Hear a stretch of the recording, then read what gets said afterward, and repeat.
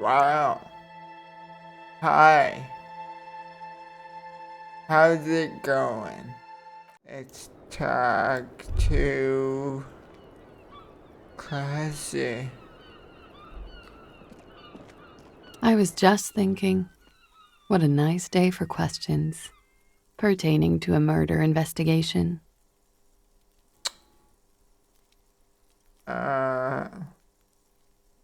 Titus Hardy gave us a recording where the deceased states his intention to commit rape.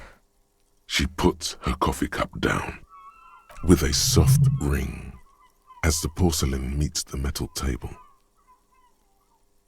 This does not surprise her. Did he? I never said he was a good man, or that he had good intentions, only that he was never bad to me. On this tape, he specifically identifies you as the target. Where did they get this recording exactly? It's intercepted radio chatter of the deceased, recorded via a de-encryption station. It's authentic enough. Does he say he's gonna do it Soldier of the Apocalypse style?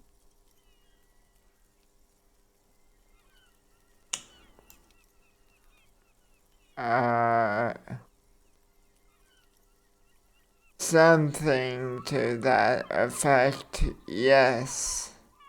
The phrase was used. Yeah. That was practically his pickup line. A memory surfaces in her tired neocortex. It's not entirely unpleasant. Did he say whores a lot?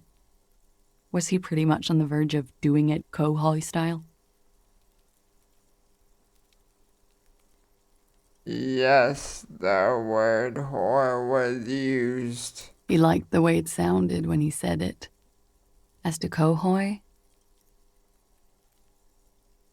he wasn't actually there. He didn't do a tour, or at least didn't tell me he did. Would have been overkill anyway. He lived his own little Kohoi. It wasn't his everything. Do you think he was trying to scare people? No, I'm pretty sure he did all those things, and then had to internalize them to keep on living, until they just sort of turn into his, what's the word I'm looking for? Coping mechanism? Running joke. I was gonna say running joke. And it sounds like you didn't even get the good bits. Lely's punchlines got way, way funkier than that. He was like the Seminoles conflict, the Kohoi massacre, and the 36 famine in Yezut all rolled into one person, then cast in Orani ceramic armor, which he wore in bed and in the shower. And you spent time with this person romantically? We're all scraping up any happiness we can find, officer. Going around with our little scouring sticks. You, your first love, Mr. Kohoi here. Did he tell you he had actually done any of those things? He and Martinez, I mean? No. We were too busy laying waste to our own nervous systems to direct any of the fury outward.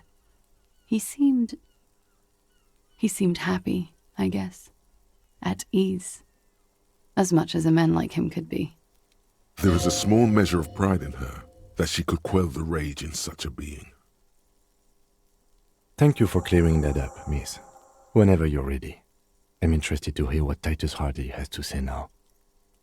She takes a very small sip of her coffee and smiles. The same small, heavy door. No lock in sight.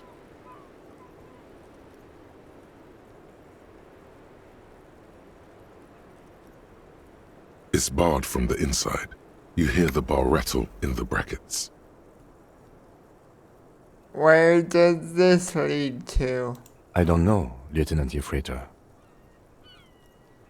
It is not the first closed door we found in this building. There is also your mysterious blue kitchen door. Oh yeah. Do you think it's important? I don't know. The further we get, the more this building seems to be tied to the case. Below, the hostel cafeteria creaks and groans under your added weight, a skeleton of composite support beams and cantilevers. A dull thump. Somewhere inside, a wind brace rattles from the imperceptible motion of the building. The vigilantes, the cadaver, and a number of people connected to the case are in or around this building. This door is part of it. It's not unimportant. Okay. Let's go see what Titus Hardy has to say about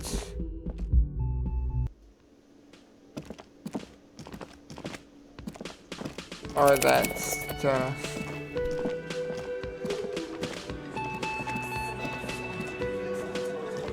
The clouds are still hanging around. What is it now?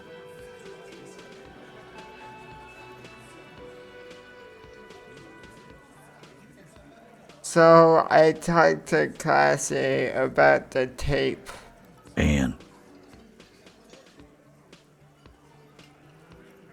And nothing. She stands by what she said. That fucking fucker. You're the worst cops in Revachol. I gave you gold on that tape. You smell weakness. He's getting tired of the game he's been playing.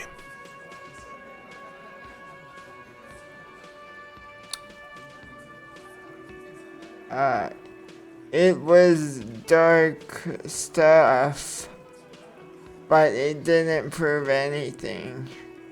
And it didn't change her mind. Dark?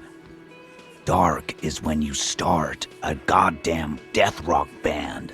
He said he'd rape her. Sounds like he wanted it to change her mind about the hanged man. This is definitely personal. What did she have to say then? Fine by her? This is what people are supposed to be like? Fucking whoop-de-doo. It did not come as a surprise to her. And she definitely wasn't scared. Yes. In fact, I think she thought it was a little funny. Funny? No good goddamn psycho whore. Alright. All fucking righty then. I guess it's good then. That fucking... Please try to control yourself in the presence of visitors, Titus. This is just perfect. Just fucking perfect. Any thoughts on this, lawmen? Women are crazy. Irrational. That's what you're thinking, right? Also, your fists are itching for a bump.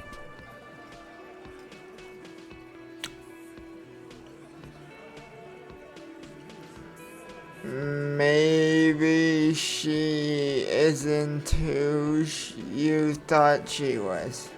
Nah, I know her. She's just a girl. In over her head.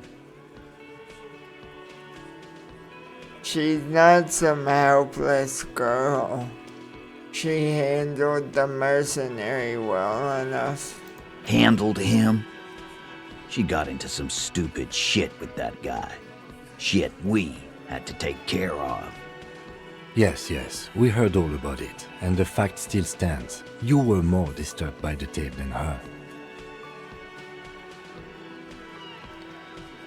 Be straight with me, Titus. What really happened? I already told you. We fucking hanged him. There's less gusto in his voice now. His men too are growing increasingly silent. Come on, Titus. It's been a long day. I'm tired of running back and forth between you. I can see you're tired too. Why don't you just... You know what? I am tired. I'm tired of you and the whore upstairs. Next time you see her, tell her Titus said, "Fuck on!" This is the petulant rage of someone who's at the end of their wits. That lying, scamming. We're done. This is over. You understand? Your little investigation is over. Yeah. What is this quiet funeral shit? All we need is some beers in us. Bartender, 20 beers for the Dock Workers Union. Why do we make it 40, huh? Why do we make it 100 beers? You're not loud enough. 100 beers? Now we're talking. Hoppity hop over here, cafeteria manager. The window might be closing. The more beers they get in them, the less cooperative they will be. I'm going to take off now.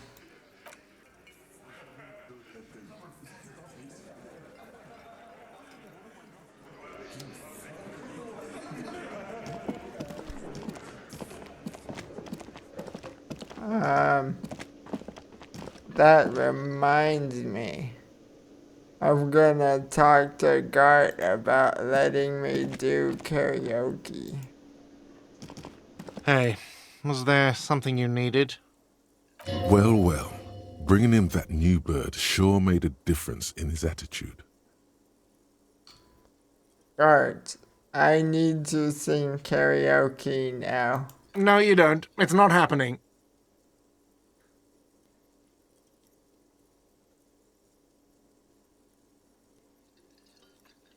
It's part of my quest of self-discovery. Help me. The Whirling's not a charity or a musical therapy clinic. It's a commercial establishment. You're going to scare away the customers. Yeah, but Johnny Law is about to tear it up sad style. The Whirling doesn't need more sad style. That's one of the styles it can do without right now.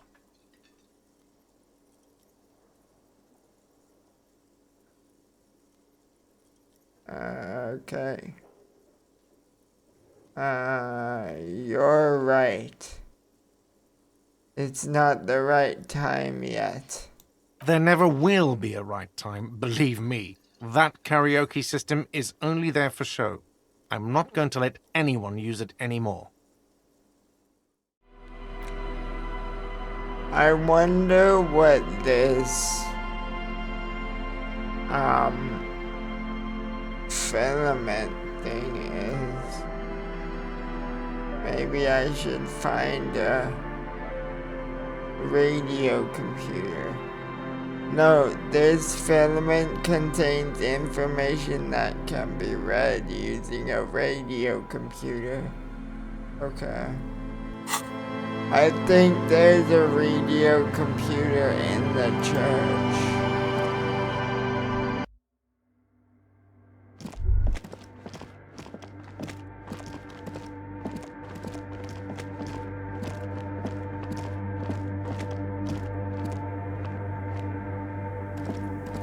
The machine's keyboard is still illuminated, revealing fluorescent play and print buttons.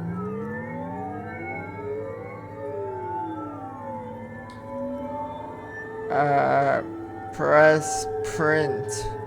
Nothing happens. Press play again. The speaker comes to life.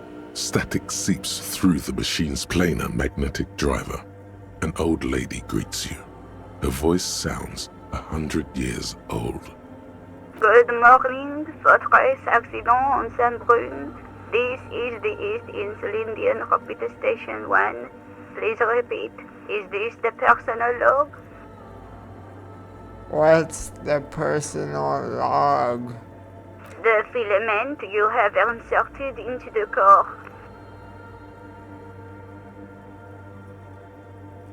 You mean that glowing thing with a tape on it that said log Feb March?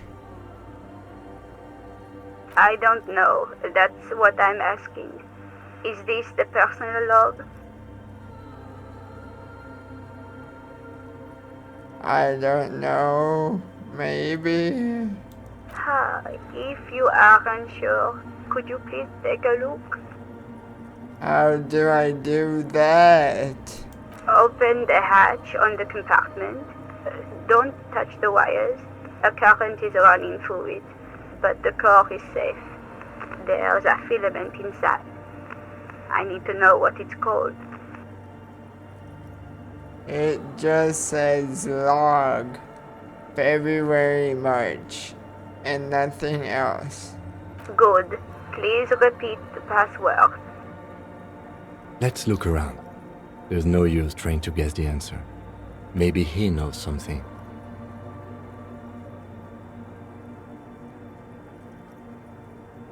A password?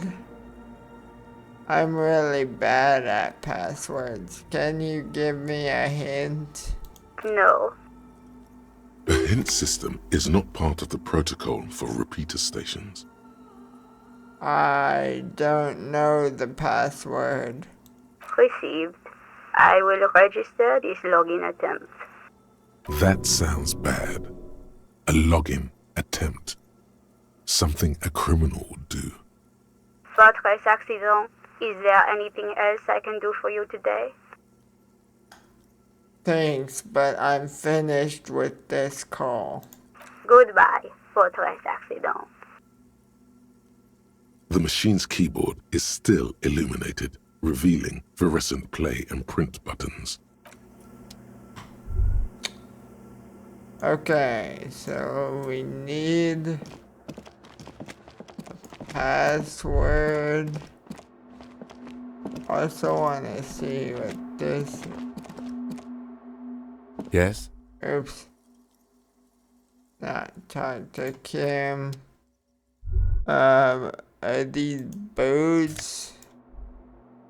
Shoes or something? Musk fingers, red brogues, +1 empathy. Wow.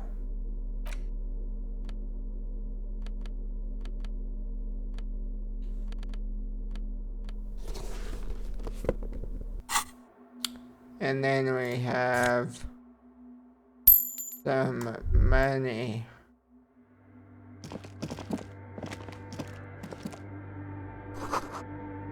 A spider has spun its web around the wood-carved pillar.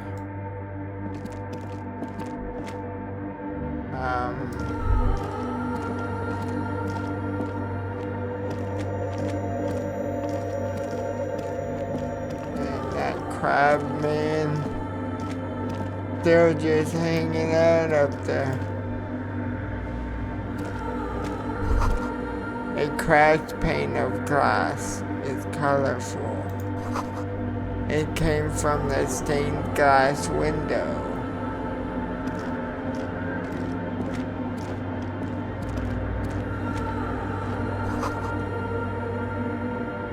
Frost has drawn flowers on the glass.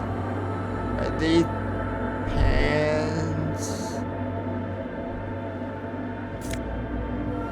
Oh wow, tear.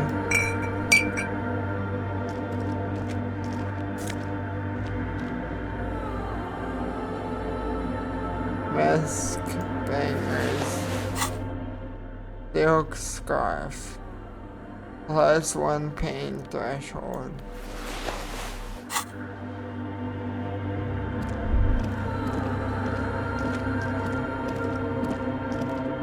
Here we go, talking to the crab man. Oh, hey, Wade. There's coffee in the back. Oh, wait. I meant the mother's love. Have you by any chance heard that Vegeta say the password to her radio computer? Too many times, Esse. You need it for something.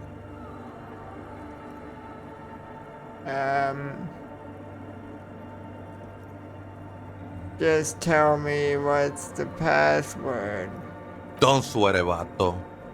The password is afterlife death. That is true. But what comes after death? What you think of that? Makes me almost pity La Nilita Pequeña when I hear it. Okay then. Thanks. I think we're done here, Esse.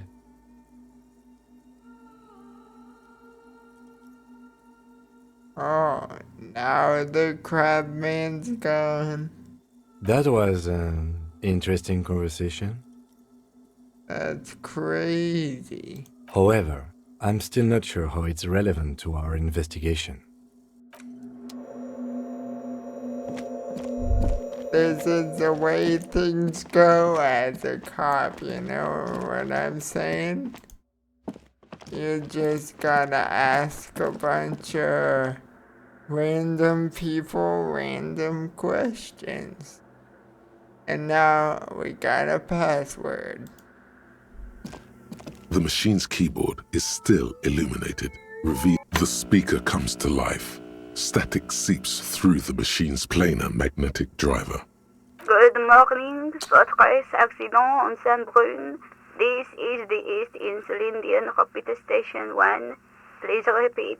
Is this the personal log? Let's try this again. I think I may have the right password for the personal log. Good. Please repeat the password. Afterlife death. Good. I have unlocked the filament. After ending the call, please press print to access the filament. Votre accident. Is there anything else I can do for you today?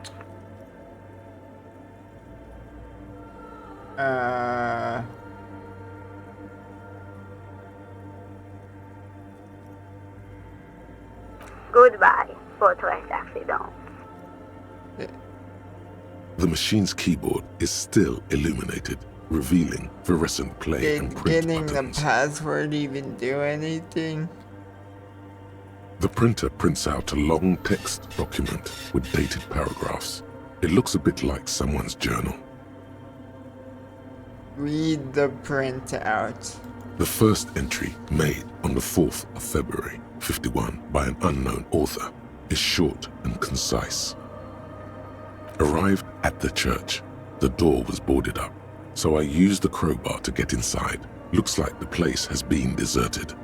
Nothing out of the ordinary, but I'll ask around. Need to figure out how to get the electricity in. The lieutenant leans closer, scouring the printout over your shoulder.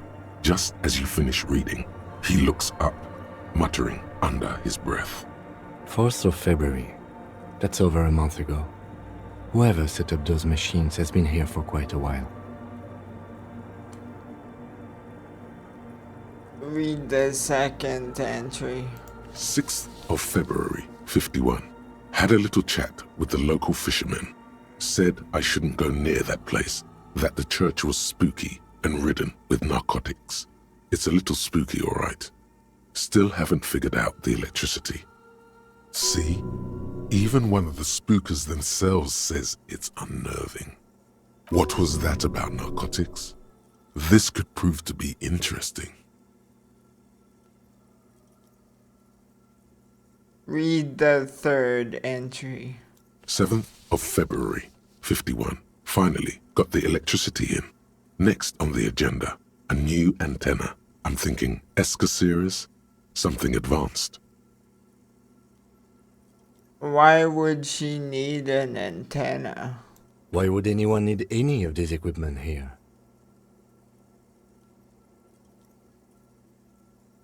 8th of February, 51. Bought the antenna, had some problems setting it up. Called Simon for help. Heard the others are back to making art. Drinking somewhere out of town. Sulislav started a rock band again. Lexi has been seen asking money from strangers.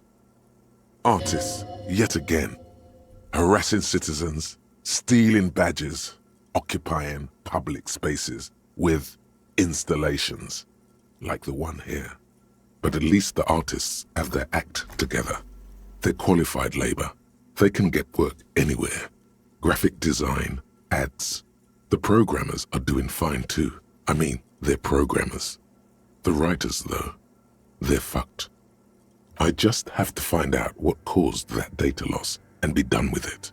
Still don't understand how it managed to wipe out the backup, when the backup wasn't even connected to the front. I know. Everyone thinks it's impossible. They say I must be lying. I'm here to set it right.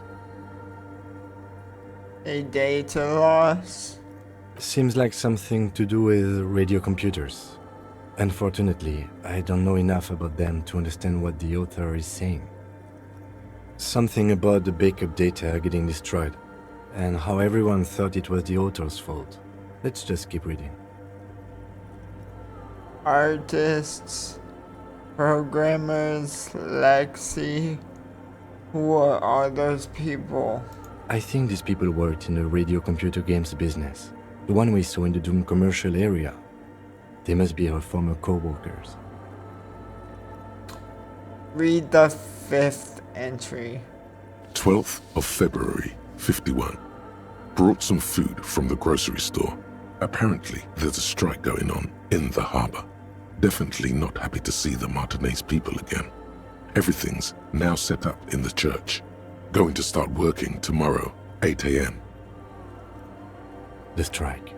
We are nearing the date of the murder. Keep reading. I'm interested now. I want to know what's that radio anomaly that sent this person here in the first place.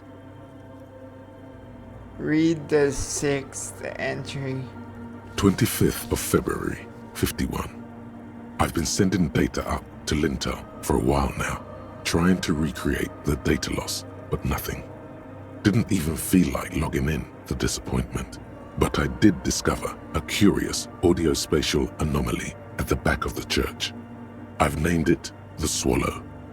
It swallows sound. Need to get some mics. Is she talking about? Read the 7th entry. 28th of February, 51. Yes, the first recordings confirm that the swallow is real and I'm not just losing my mind. It's a pillar of silence with a diameter of approximately 3 meters. Seems like the higher I go, the less I record. This might be a coincidence, or it could be connected to the data loss that led me here. The pillar of silence. She is talking about the silence. Is she suggesting it's more than just an architectural quirk? But what could it be? The lieutenant doesn't answer. He follows your gaze, studying the basins. The water shines in them. No ripples. Read the 8th entry. March 51. Some kind of young disco men have appeared next to the church.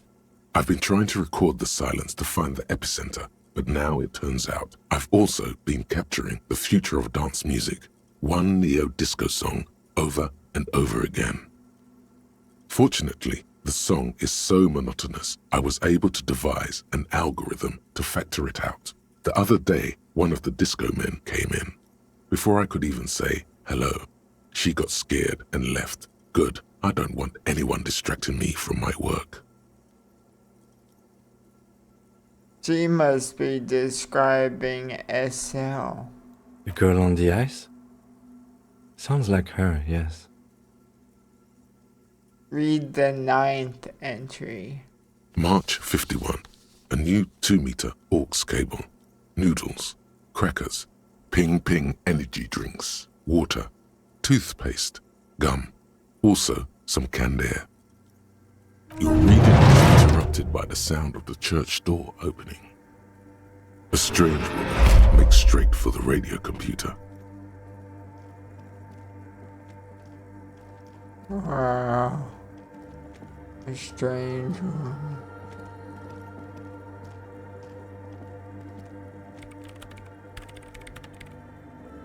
Breaking into my radio computer, I see.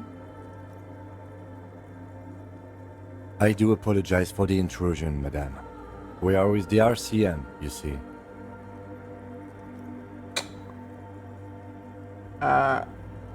We're not just breaking in.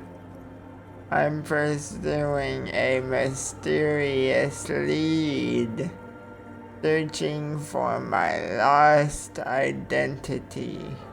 You won't find any answers from here. It's just me and my computer, and it has been this way for weeks. Now please give me some room. I need 2 seconds to see that you haven't destroyed anything. We should talk to her after she has rebooted the machine. I'd like to know more about your associates. My associates? I haven't got much to say about them. What do you mean? You must know something about them. Of course I do. I just don't tell people about my friends and who they are and so on. I don't provide information on them. What about you? Tell me something about yourself. Me? I'm a silver bird. Uh-huh. Okay, maybe I'll ask later about all this. Don't know what makes you think it'll be any different later, but...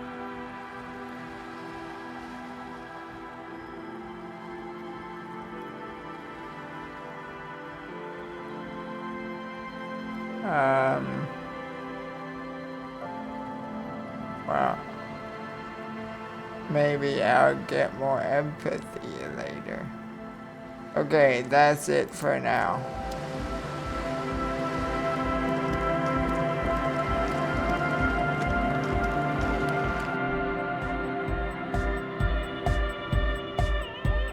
Hi again. So, how are things going? What's the deal with Egghead? I want to talk to him. He's a quiet man, mostly communicates through music, and by being a master of ceremonies. What's a master of ceremonies? You know, a host, a declaimer of slogans. He's a performer, gets the people going. How do you communicate with him? Well, he's just kind of here. I don't really know how to communicate with him. Have you ever really talked to him? Yeah, sometimes. When I stumble and find my way into his centre, you have to hear a lot of hardcore to the mega first though. The man smiles mysteriously, choosing to let the beat speak for itself.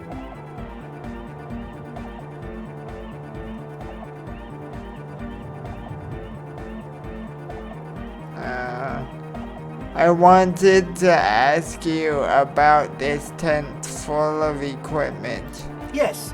What? I see you brought your own water. Yeah. Good to have, bitch to carry. When I first scouted the place, I did some reconnaissance. I'm not sure the church even has running water. And it's distilled too. Oh. It's the one they sell at the fuel station. Alright, enough of this. He nods enthusiastically, no doubt a little relieved.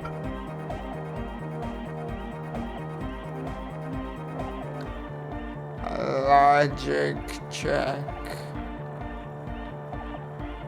As always, we'll be right here, waiting patiently for the news. Yeah! Alright, let's talk to Egghead. See what happens. The young man with the tape recorder acknowledges your return. When he looks at you, he squints as though you were the setting sun. This is hardcore. Hardcore! Carter's a mega! Internally coherent! All car! All right! Yeah! He furrows his brow as his very large head traces the sublime invisible movement of the music in the very real air of the stuffy tent. Hardcore! Ah! Is it though? It is so hardcore. But is it? I mean, really? Feels like you should reply with the very pinnacle of idiocy here, so that things get totally transcendent. But you haven't gotten there yet, so you don't know what to say. I was thinking that too. I am the mic enforcer. I am the chick's checker. Yeah!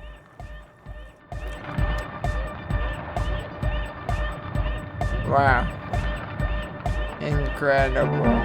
I talked to him, kind of. I said words that came from my mouth. Trash from some unending party. This is someone's home away from home. Just like mine. Okay, let's go back and talk to the strange woman in the church. I gave her some time now.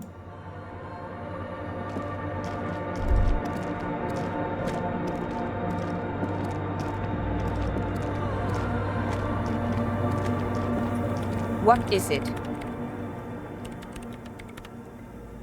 I didn't break anything, did I? No, you just printed out my personal log and wasted some paper. Hey, are you the lead programmer of Rural Untethered by any chance? Yes. Or no, not anymore. That project is dead. She doesn't seem surprised to be recognized. Rather sad. Something passes over her face before she straightens her back. Sorry, but who are you? What are you doing here? I am Soona Luukkanen-Kilde, the former lead programmer of Fortress Accident and RSA radios. I have over 16 years of programming experience, and I'm proficient in both Vox and Orbis languages. If you're not here to hire me, I don't really know how I can help you. Why are there so many machines in this place? I brought them here. These are my machines. Please don't touch anything.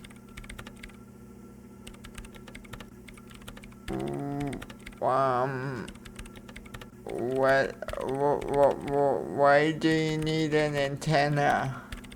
I use the AR-1 as my RAIN prefix processing unit. Wait, what? RAIN prefect, my radio computer. And that antenna is its processing unit? Yes? You really don't know anything about radio computers, do you? Not really. Alright. Well, all radio computers perform operations up on air. So in order to gain more processing power, you need to invest in a good antenna. Wait, what's on air? On the front, the unified front of radio waves, licensed and controlled by Lintel in the East Insulindic region. It's all around us. That's what on air means. And the AR-1? Is it a good antenna? I guess it is. So far I've been quite satisfied with it. Martinez is an unstable region with bad coverage, and the operation has been surprisingly stable. but it's not the cheapest one on the market. So I wouldn't recommend it for your regular red tape operations. Fraser 1000 is a foolproof line for civilians. Anyway, you should do some research before you decide to buy anything. Ask around, compare the prices. There are many milieus dedicated to that sort of thing. She liked telling me this. It calmed her nerves. What are you doing with your radio computer? I'm working. Working on what? Could you just shh for a moment? Or get to the point. I really need to focus on something. It's not just rudeness. It really is hard to concentrate on whatever she needs to do, and you're not helping.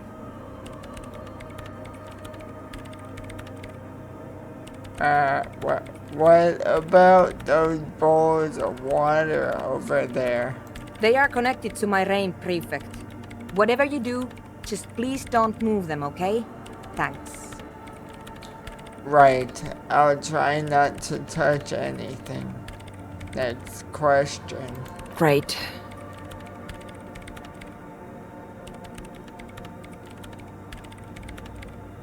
What are you doing in an abandoned church? You really like those questions, don't you?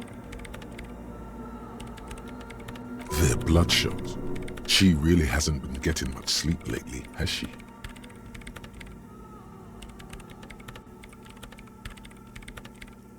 You're occupying a public space. I need to know what you're doing here. I'm conducting scientific research here. You can't throw me out. What research? I'm looking for the location of a 2mm hole in the world. She's looking for a disruption in the radio waves. That's what her personal log said. The lieutenant raises his brows, but doesn't say anything.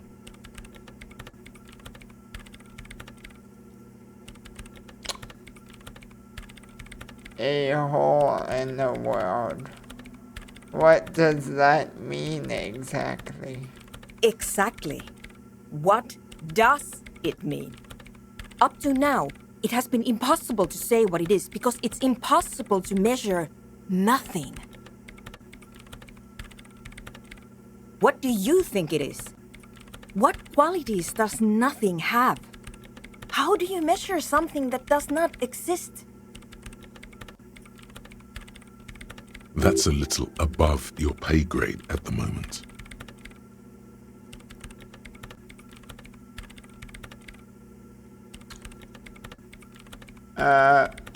I can't even understand how we're talking about something that doesn't exist, let alone measure it.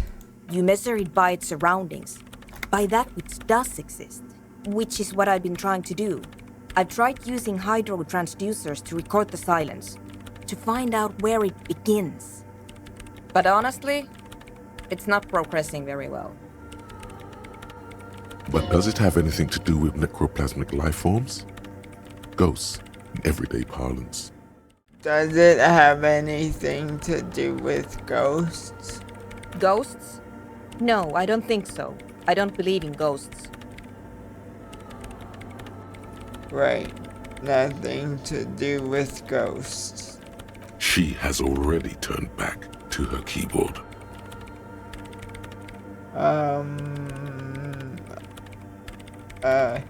Is the hole connected to the data loss in your journal?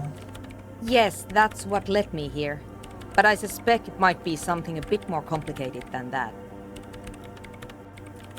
Do you have any idea where this hole might be located? Somewhere underneath those roof beams, I assume. Strange things may flourish in the dark. Why there? There's this place at the back of the church, a place where all audible vibrations seem to cease. I've named it the Swallow, and the higher you go, the less you record. The Pillar of Silence? Are you sure it's not just an architectural quirk? Maybe. but it's oddly close to the physical coordinates of the data loss that led me to this place. This is where the crab man lives. I know. You don't think Crabman might be somehow responsible here? No, I don't. She sounds mildly annoyed by this line of questioning, her hands typing hundreds of commands into the machine. You said that the research isn't going well. Why not? Because it's just trial and error, trying to locate the swallow, the exact point in space. And I don't have a... You know what? It would be really helpful if you could just stop talking and let me work.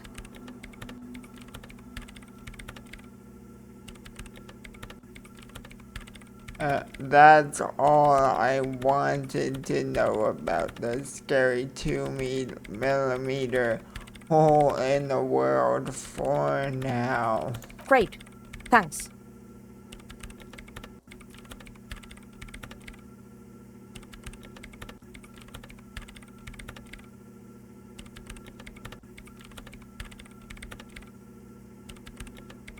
How do you feel about anodic dance music?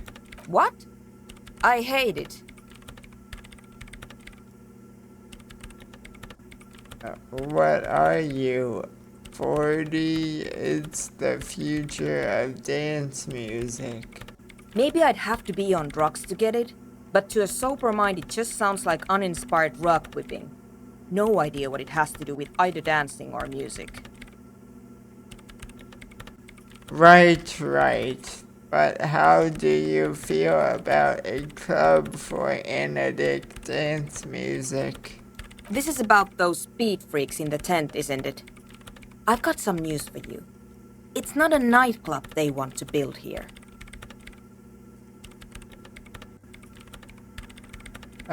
What do they want to build then? Take a guess, why don't you?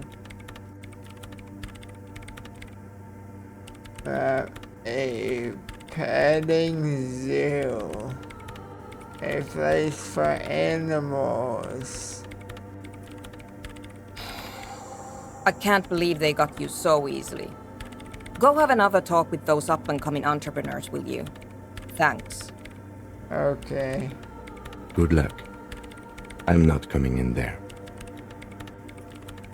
Right, I'll let you work in peace now.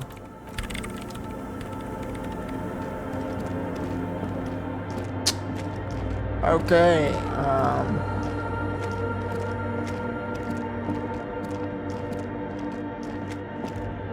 back to the tent. Hi again. So, how are things going? You mentioned some kind ecclesiates own the church. Who are these ecclesiates? Oh yeah, that's a meteor and name for the founding party. Thought it'd be cool to use it. Oh, the founding party. I do know them. But can you refresh my memory? Come to think of it, I've never really looked them up, you know. I can't give you a precise definition, but they're a very powerful religious organisation. And they have roots in ancient mass society. And they're the custodians of the Pericanassian church. Plus, they anoint the innocents. They, like, made the innocentic system, no?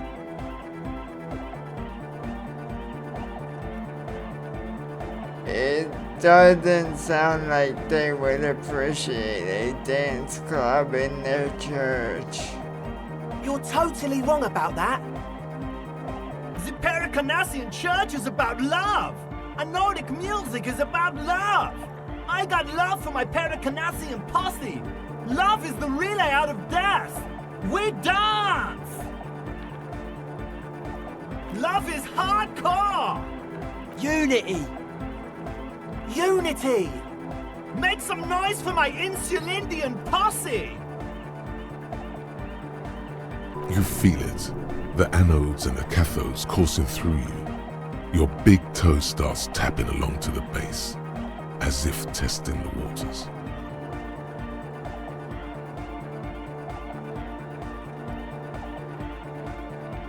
Feels good. I don't quite understand what you're talking about. What's a posse? Your pussy's like your people, man. Like you got your cup pussy. You look out for each other and you party together. That's a pussy. Two men and a woman stand on the beach under a row of houses long abandoned to war damage. The words "failed electrical" have peeled off the turn-of-the-century waterfront development. One of the men carries a small boy on his shoulders. The boy looks up at the faded logo. The woman says to him, "Good to see you here, Special Consultant. We're worried about the Lieutenant Yefreto." "Why are you worried about the Lieutenant Yefreto?" asks the boy. Then a wave comes crashing in. It sounds like you're just saying random things. Love, posse, make noise. Are we? You hear a wave crashing outside, not far. It's a big one. The rumble dissipates into the baseline. Yeah! I guess love can be pretty hardcore. Oh yeah, it can. It's coming around. You're getting it. I now understand it was lame of me to suggest otherwise. Nordic music is about love, and so is the Pericanesian Church. Yeah! Yakokata! The place to be! He seems ecstatic that you share his vision of Pericarnassianism. Do it for the masses. Do it for the crew. I didn't want to say it, but it was pretty lame of you to imply otherwise. Anyway, you got more questions? The one with the large head is still looking at you, nodding his head, waiting for your body to start moving. Wow, so someone's been a little boring. What? Yes, my standard liege. Someone's seen all sorts of wild ideas pop off and thought, "I'll take the boring one. The regular, please.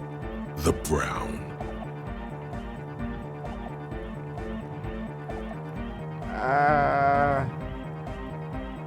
I like brown. Of course you do. And maybe some black shoes or a pristine white shirt to go with that.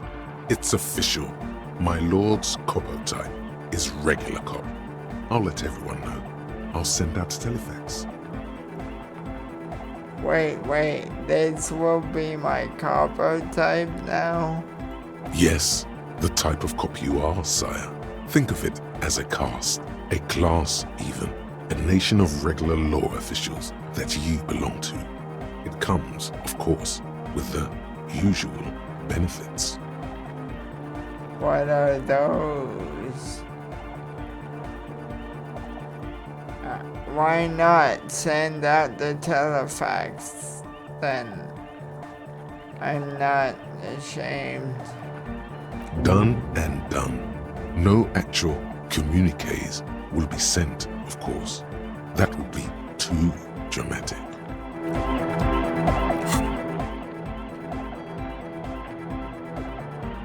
I got the regular law official thoughts. Officer, what brings you up here in the rain?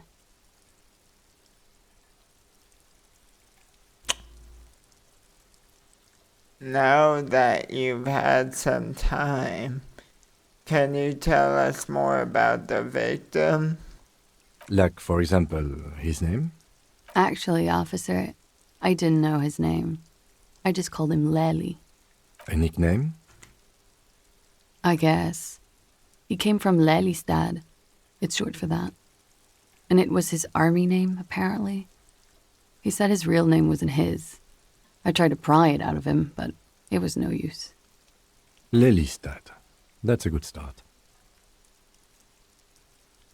We have a few questions you can help us with. A few things a field autopsy alone can't answer. The young woman cranes her neck, trying to catch a glimpse of the page the lieutenant passed to you. On it is a list of autopsy observations recorded neatly in blue ink. The last missing pieces of a puzzle of flesh. How old was he, miss? He was 42. 42? Are you sure? I would have had him above 50. He had many scars that made him appear older. But no. We even celebrated his birthday, like, some weeks ago. It was a funny 2 days. He had little reason to lie to me. We were slightly off then. Thank you for clearing it up. A miss. The adversary one. His eye color? Blue. Light blue. They were like little blue galaxies, you know? It was strange, seeing those eyes in his fucked up face. Pardon the swearing. I do him an injustice. He wasn't ugly. And he had a beautiful, soft voice. Very surprising, what with all the scarring. It was quite something, watching him speak. He had a combat wound on his chin and mouth? Yes. Severe. It made him look like half his face was cracking away in some strange smile. That and those eyes. Ah, yes. His hair, if you can remember? It was light brown, almost blonde. He darkened it with brilliantine, made it oily. Not nice to stroke. I couldn't convince him to leave it alone. He had a tattoo? What did it mean? Oh, that. It's clear she liked it. You liked it? Quite a lot, yes. What did it represent? Do you know? It was a map of his life and the places he visited as a soldier. It was mostly for showing off to chicks, though.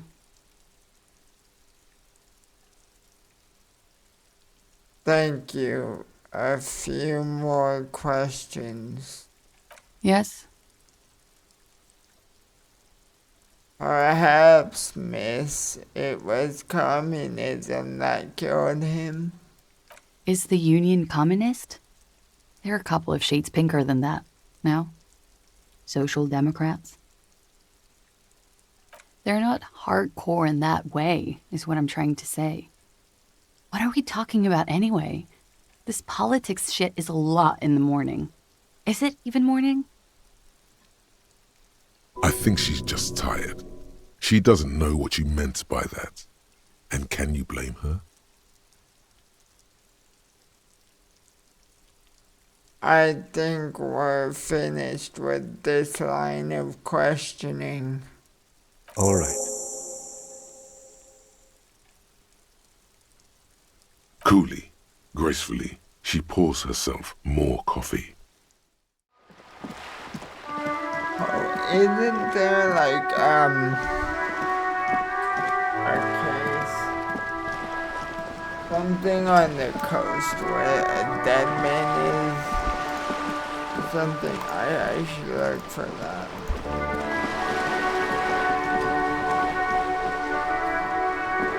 You're back. Good. What can I help you with?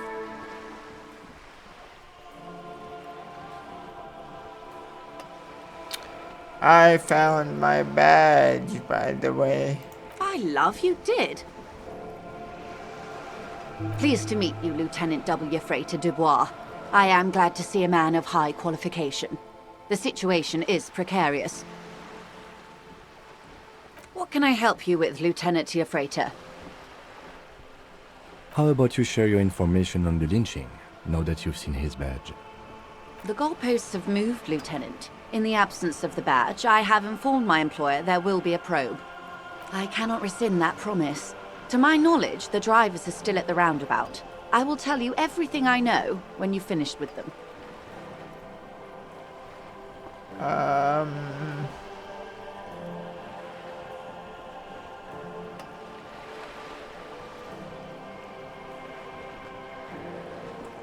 Fair.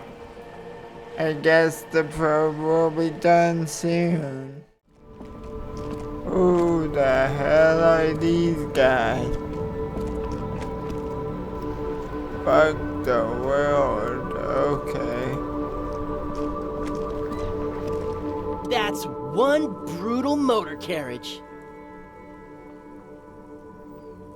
If I were a real skull now, I'd jack it, paint it in palm tree livery, then bottom light it, neon style. A snazzy shit-ripped skullmobile like this would make a fine trophy. We could, like, hang fucking shrunken heads from the side mirrors. Cops' heads. Scary tribal shit. Yeah, tribal shit. A cop carriage like this would have proper skull value. While I appreciate the interest you take in my brutal motor carriage, I have to stop you right there. The RCM takes threats directed at its property seriously. It's just theoretical work, Copper. No basis in reality. Man, if we were certified skulls right now... Was it a good idea on the lieutenant's part to get into this? Don't even answer that. Just leave. You can always come back later, on your own terms. Who are you? I can tell you who we're not, cop. We're not snitches or skulls. Which is not to say that the skulls are bitches and... On the contrary. The part of this presentation you want to take home with you, cop man, is we're not part of the skulls. Yet. These skull people are more than an authority. They're deities. Who are the skulls? You don't know? What kind of cop are you? No, I really don't. The skulls are the most vicious gang of the Besmertne. Besmetine, or the Besmeti, the Immortals, are West River Sholian crime syndicates. The nastiest bunch of psychos ever. Jacking carriages and getting into high-speed chases. Possessing an infinite amount of fuck-all swagger, infamous for their non-verbal modus operandi. They usually occupy the burnt-out quarter in Jamrock, or you can find them loitering around their brightly painted bottom-lighted vehicles. I can't wait to become a skull. Bottom lights are wretched aggressive. Do you know anything about the murder that took place here? Murder? A man was hanged in the backyard of the Whirling and Rags. Yeah, sure. We'll gladly tell you everything we know about it. It was a man. Also, he was hanged. Anything else? He was hanged from a tree. Yeah, I mean, duh. These punks don't know anything. Let's just move along. Hey, stop right there. How does one know anything? Ah, this sounds like epistemology. A field so occupied by thought that it begins to question thought itself. I'm not going to entertain you with this any longer. Sure. Understandable. Fuck, and I appreciate your effort, though. Do you guys know Cindy the Skull? Oh yeah, Cindy's a right proper skull. Yeah, a true artist of the future. Just like Arno van Eyck. By the way, If you see Cindy, give her our regards. Odd. There isn't a hint of hate in them. It's like they're piss and fuck the world out of some kind of moral obligation. The lieutenant on your left is unusually lenient toward them.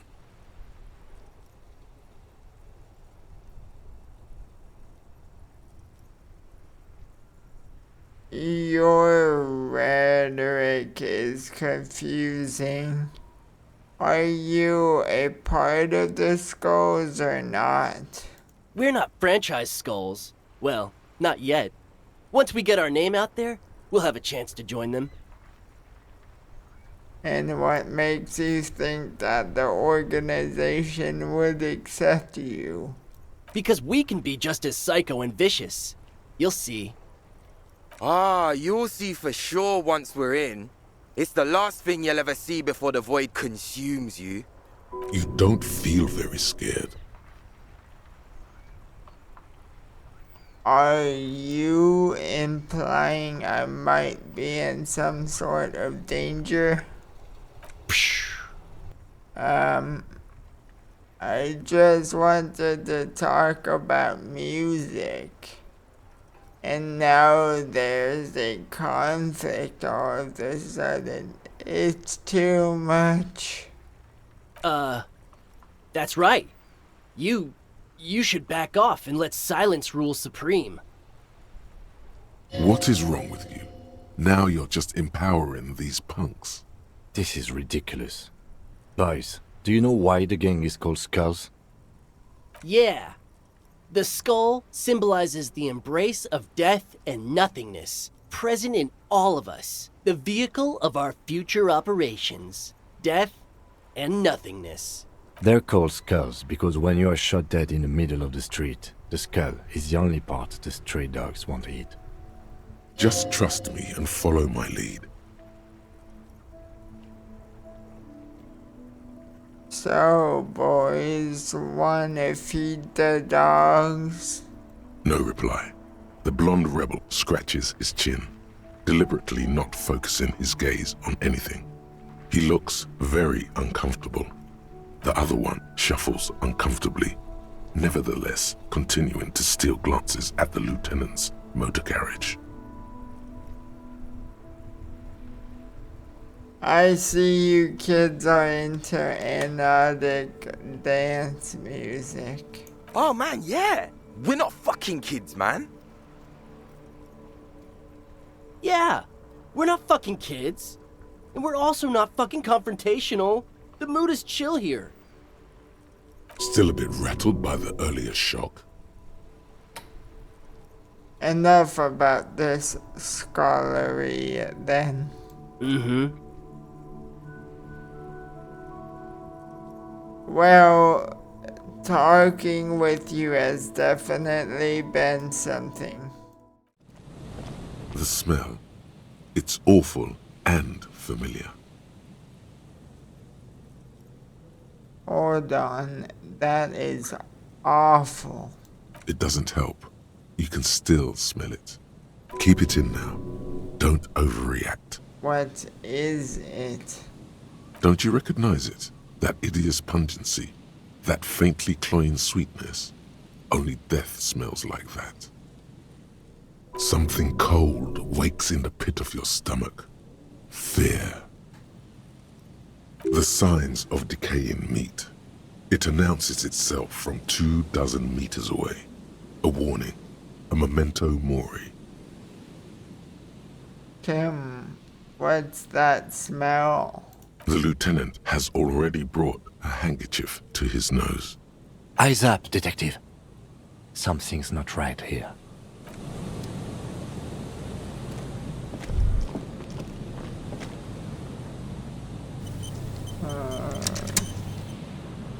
Is that a dead guy?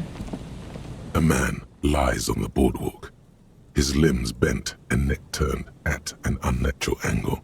Right next to him is an empty bottle of spirits. In his cramped hand, a chewing gum wrapper. Half of his body has slipped between the cracked boardwalk, starting with the right leg. The fall has left him broken, contorted like a sad puppet. Hold on. Lividity is faintly pronounced. Whoever this is has been dead for 2 days. No longer. We need to investigate. Another dead body. This is your job. Steel yourself. Calm now. Carefully.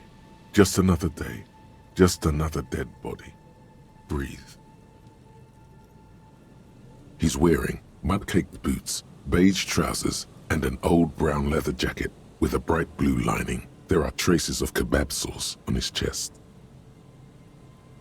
You find some sunflower seeds and a rain-soaked library card folded into two. His jacket feels sodden and heavy under your hand. Good. We should take a look at that library card after this is done. The man has fallen through a crack in the boardwalk and hit his head against the metal bench. Coagulated blood covers his black hair. One of his feet is still dangling through the hole. You have to be quite inebriated to fall that bad. Well over a liter of pure ethanol. 3 bottles of wine or 1.5 of spirits. Examine his face. His expression is dull, like the sea behind him. Drops of water shining on his mustache. His eyes, empty and wide, look frightening in their frozen gaze. He was confused when he died. Confused and alone, most likely. Overcome with the awful surprise of it all. He was just about to head home. The first step back home proved to be his last. Study the surroundings. There's some dried blood on the metal bench, right where the corpse's head rests. The floorboards are rotten and slippery wet around the hole. An empty bottle lies nearby. A chewing gum wrapper is clutched in his fist. Be very, very careful where you step here. Examine the man's head. A dried chunk of blood covers the hair at the back of his head. An open wound. It's sticky and cold to your touch. This is where he came out of himself, drop by drop, when he was unconscious. It took 3, maybe 4 minutes. I don't see any other major wounds, do you? Hard to say. Seems like the head wound was fatal. It's exactly the shape of the bench. Step on the floorboards. They screech under your feet ominously. It's hard to say whether the dead man's weight was the cause of the boardwalk to break. It definitely looks fragile. Examine the chewing gum wrapper. Grabowski spearmint chewing gum. Green leaves on the cover. The man's mouth is half agape from the terror of the fall. Look in. The blackness of death. Stench. You think you see white chewing gum too? He ate the whole pack, right? It's to cover the smell of alcohol before going home. The worst thing is, I've seen it before. Almost the same scenario, even the chewing gum. It's always the same. In a ditch off a road below the 881, he thinks. A young father. Then he shakes his head to make the memory stop. Examine the bottle. A .75 liter Tallulah vodka with its cap missing. There's hardly anything left inside. It's mid-market spirits with a slight touch of menthol. The man meant to enjoy himself, have a good time. Tear all around us. I'd prefer if you didn't collect them this time. It's not proper. True. It feels disrespectful. The entire boardwalk creaks in the wind as you take a step back. Who is this man? Looks like one of the locals. He'd have to know this spot to come here. You don't just walk over here. But that's just a lazy assumption. What do you think? We know who this is. It's the working class woman's missing husband, dead on the boardwalk. The woman you met at the book stand? Why do you think it's her husband? The library card. He was supposed to return a book. I can't see a book. So he took the book to the library, then came back and thought, I'll have one. Just one drink. I have my cool jacket on. I took the book to the library.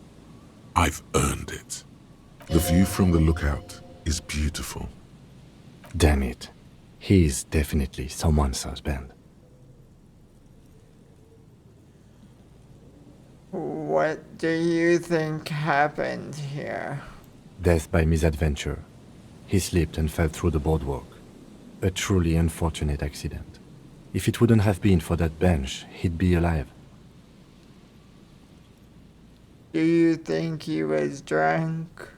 Oh, yes. What about alcohol poisoning and liver failure? Some symptoms of acute alcohol poisoning could have definitely played a role here. Severe confusion, respiratory depression, unpredictable behavior. But I think that death arrived through head trauma, not liver failure. Right.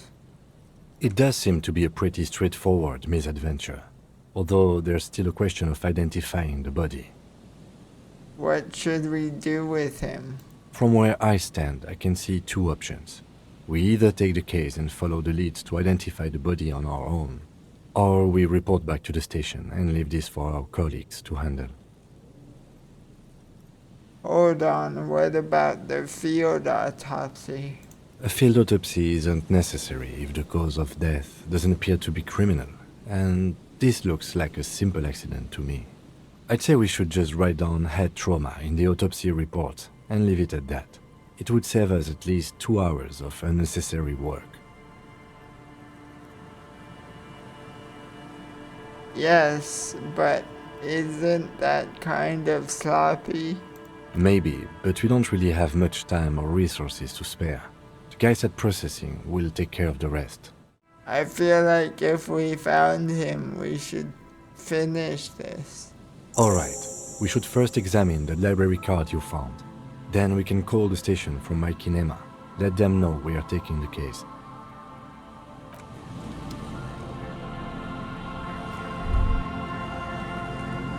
Okay. So he wants me to leave the tear.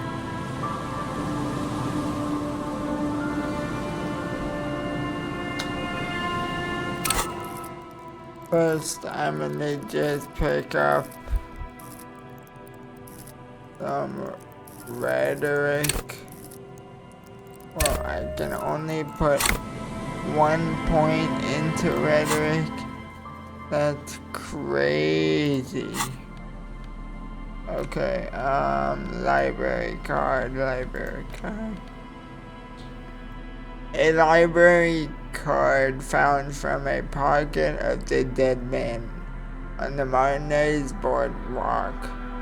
It's still slightly damp to the touch. The cover bears the stamp of Jamrock Public Library. The library card is folded into two and still slightly wet to the touch. The front side reads, Central Jamrock Public Library Card, issued to Billy Mejean, expires July 53. Look at the back side. If lost, please return the card to the library. Dial 005 02 55 211 or visit us at Moreau Street, 78, Jamrock. Business hours, 900 to 1800. Good. We should give them a call from my kinema. See if we can learn anything about Billy Mejean. Look inside. Whoever owns this card is an avid reader. You find a list of books written in blue pencil. Radio thriller. stand a little less between me and the sun. The last one in the list is The Glinton Curve by M. Theobald. A library stamp indicates that the book has been returned. Most of these titles seem to be in the sci-fi genre, some thrillers too.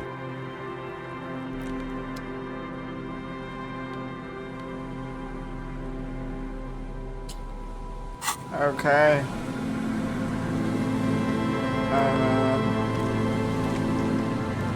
So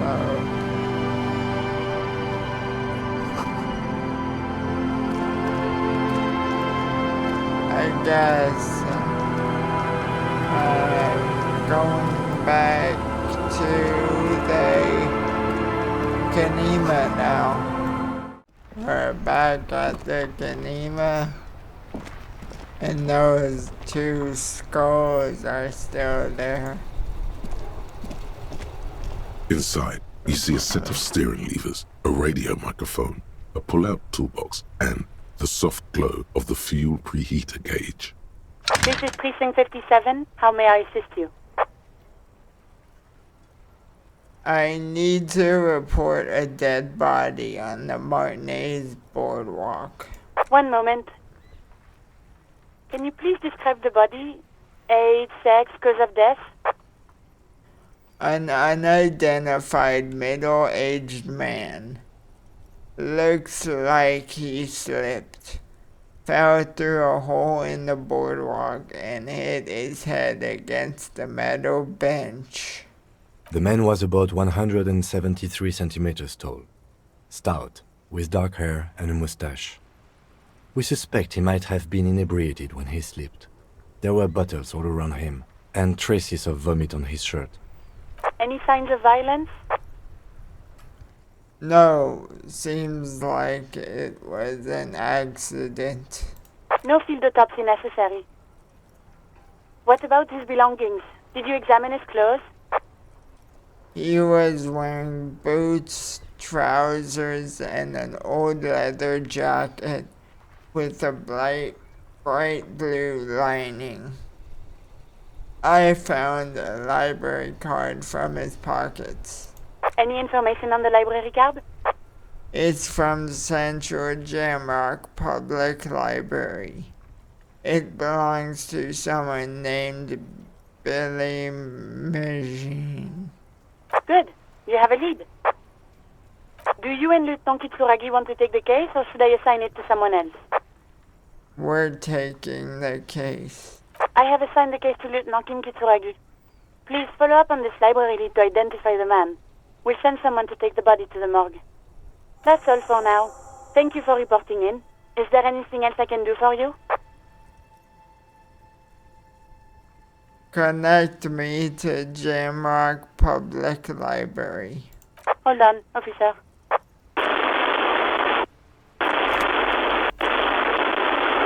I've got Central Jamrock Public Library on the line, and I've already introduced you to their librarian. Connecting the call in 2, 1. Yes, this is Central Jamrock Public Library here. How can I help you, officer? He sounds worried, yet ready to assist. This is how people get when the police call. I'm looking for any information that you can provide on Billy Magine, a reader. Billy Majon, you said. Give me a moment, I'll have to check our database.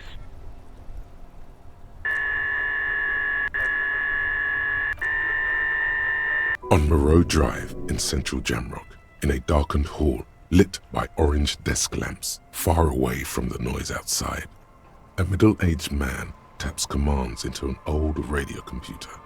A printout falls on the desk. Behind him, a lonely reader scours some dusty bookshelves, looking for a paperback. Yes, hello, are you still there?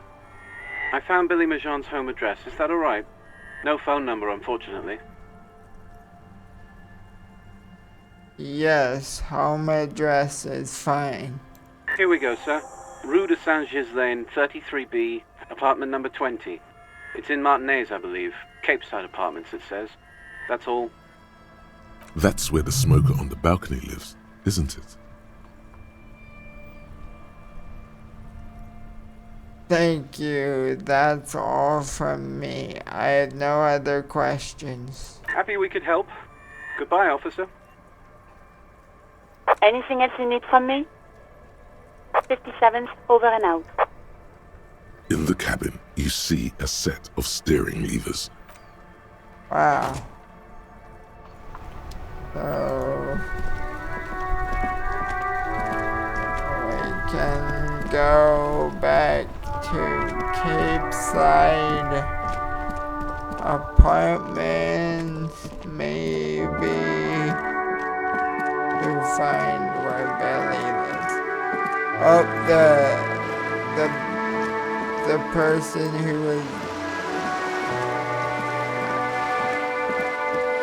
whose husband was just found dead is gone. Not reading a book anymore. That's so sad.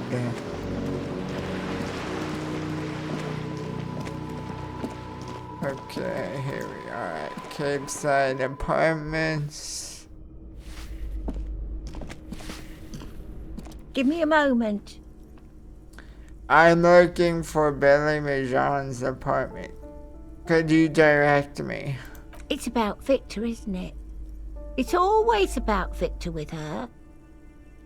You'll find the Maisons in apartment 20 upstairs. It's one of those doors on the balcony.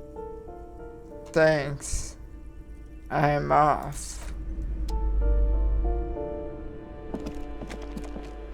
Okay, so apartment 20. That isn't just a five-pointed star. It's an inverted white pentagram cradled in a wreath of antlers, the iconography of communism, in other words. The star and antlers was developed in the 6th decade of the last century and quickly adopted by Mazov and the communards during the revolution. Even today, half a century after, the star and antlers retains the ability to evoke hope, disappointment, and fear in equal measure.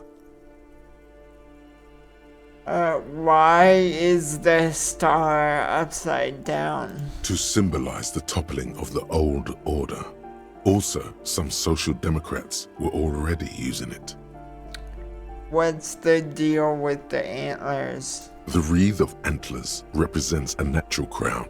It was about building a society that could exist in accord with the natural world, and at the same time above it. What does it evoke in me? Smug superiority, aesthetic musings. The triumph of capital is undeniable. But maybe the guns were sort of cool. Revolutionaries had loads of guns. Whatever kid drew this graffitio will get it one day. You just can't beat freedom and hustle jiggling all the time.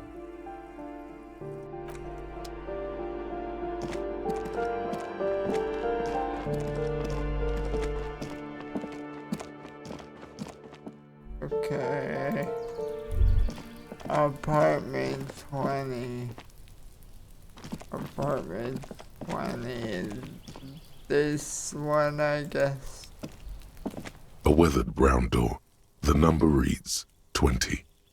The lieutenant motions to you to go ahead and knock. This is the door. You already know it's the right door. This is going to be so hard. Hold on, Kim. We should discuss this before we move on. What should we expect? You're right. Let's talk this through. Chances are that whoever is going to greet us behind that door is somehow related to the deceased. This means that our job here is to deliver the death notification, as well as identify the body. Now, delivering a death notification is never an easy task. There's a reason why it's often called the most stressful part of our job. This is why it's usually done in pairs. You got this. I'll be monitoring reactions, ready to act if necessary.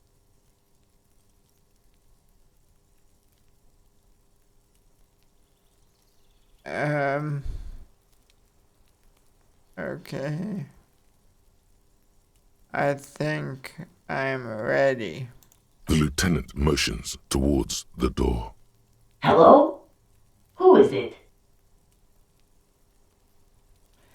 Is this Billy Majon's home?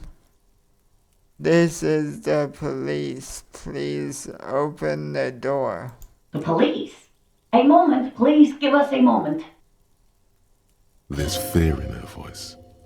Come in, the door is open.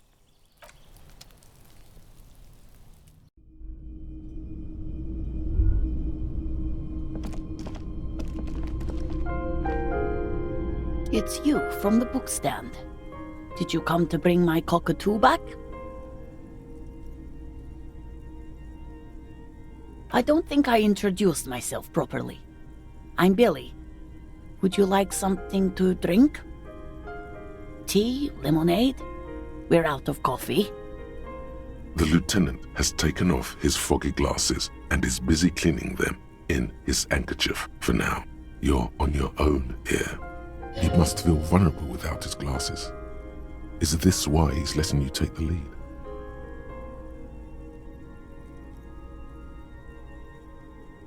I'm not really here for the tea. Is this about Victor, my husband? Is he in some kind of trouble again? I can come pick him up in the station if that's what.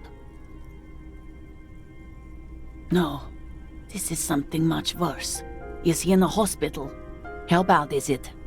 Definitely no small talk. This isn't the time or place. It's like ripping off a bandage. The least painful way is to do it straight away, without stalling. Tell her about the dead body. I don't want to. Oh no. Wait, what? There has been enough pain. Oh. My morale. I don't want to do this.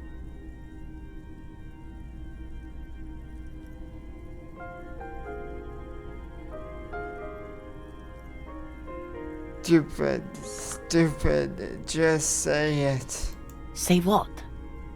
Officer. Too late, you ruined it. Just say it now. Your husband's dead.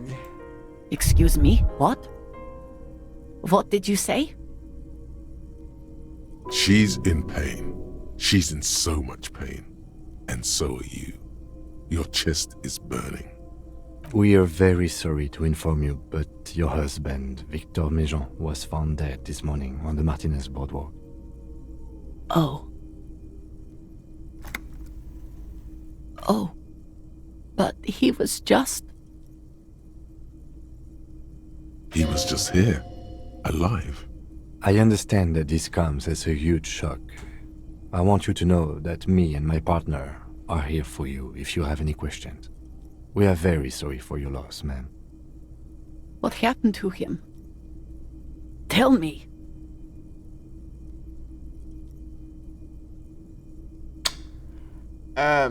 He drank himself to death. And you just found him there? Lying in the cold? How long had he been there?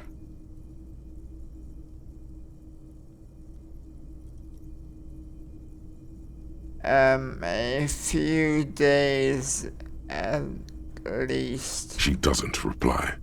Her eyes well up with tears as she struggles to keep it together. You hear the clock ticking in the children's room. Is there anyone we could call for you? A friend, a family member, someone who could be here for you? No. I just need to tell my girls. It burns like acid. God, should I call them? Should I tell them to come home? All right, I'll call them. She can't take much more. Her stomach is churning. Soon, she will have to go to the bathroom and scream. Just tell me, what do I need to do next? Where is he? Can I see him? He's still there on the boardwalk. You haven't even taken him away? No, we have. He was taken to the city morgue. The local coroner will be contacting you shortly to arrange the funeral. Here's his number, in case you want to contact him earlier. Is there anything else that the RCM could do for you? No, I'll call you if something comes up.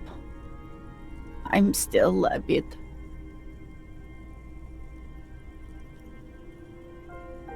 Sorry, I couldn't do this. I have a brain condition. A brain condition? Yes, you're a total fucking horror show.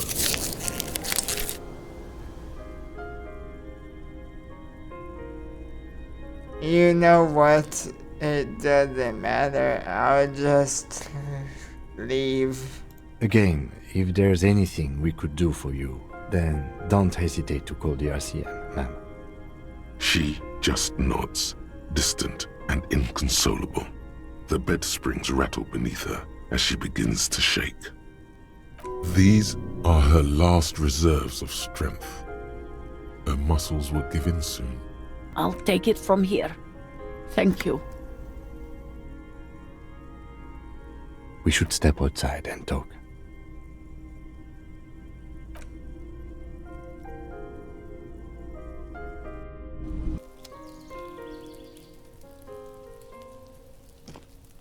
So, the death notification. He's avoiding your gaze. This is the time to say how sorry you are about how things went.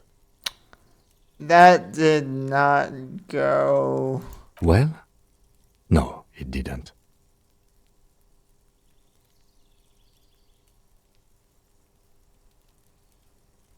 I'm sorry. I know I fucked up. It's all right. Don't worry about it. I'll call the station when we're finished with the day and let them know the name of the deceased.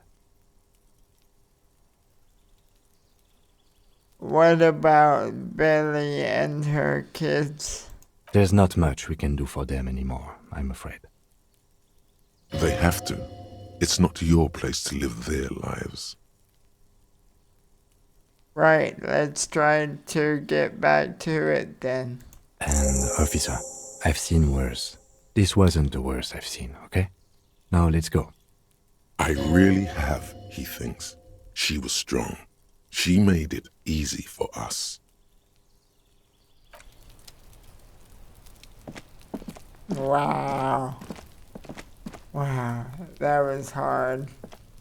On that note, I think that's a good time to end the episode at, stay safe out there, people.